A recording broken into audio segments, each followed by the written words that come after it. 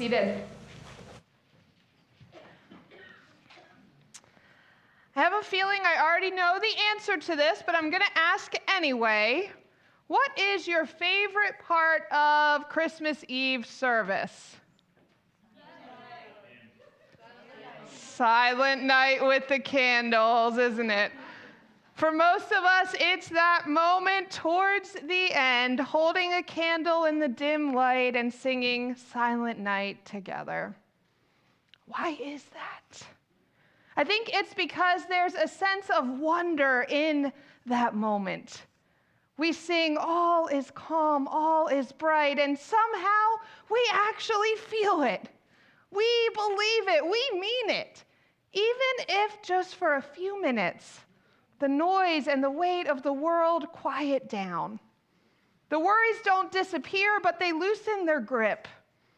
And we experience what Advent has been pointing us towards all along. God's promise of hope and peace and joy and love. And that makes me question, why do we wait for just one night a year to feel this way? This Advent season at Grove, our worship series has been called The Will to Dream. Together, we've walked alongside the people who surround the story of Jesus' birth, Mary and Joseph, Elizabeth and Zechariah, even the prophets. And we've noticed something important. None of them were living in calm or bright circumstances. They were living under political oppression. They knew poverty and fear. They carried grief and uncertainty and trauma. And yet, right in the middle of that, they dared to dream. They spoke out loud the promises of a God who refuses to settle for the world as it is.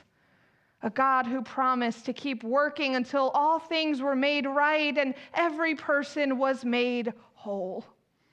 A God who declared that every human being has deep value and worth, that no one should be forgotten or left behind, that peace should stretch across all of creation. They dreamed of a child about to be born who would usher that world into being. And so tonight, I'm doing something a little different. Normally, my message would come after we read the Christmas story. But tonight I want to offer this reflection first because I want to invite you to hear this familiar story in a fresh way. What does it mean for Jesus to be born into the world, not just on that original night in Bethlehem, but today? Who would be gathered around the manger now? Where would that birth take place? Who would be first to hear the good news? How would we respond to it? Most importantly, what does it mean for God to keep breaking into the world and into our lives even now? That's the invitation of Christmas. An invitation to wonder, an invitation to dream. Because let's be honest, things are hard out there. The world is broken. We each struggle with our own areas of brokenness. But in the midst of all that is imperfect and yet undone, God has not stopped dreaming. God has not stopped working. God has not stopped promising. And God has not stopped breaking in to the world and into each of our lives. So this is not a time to give in or give up. This is a time to declare that we will not settle for anything less than hope and peace and joy and love to reign within us and beyond us.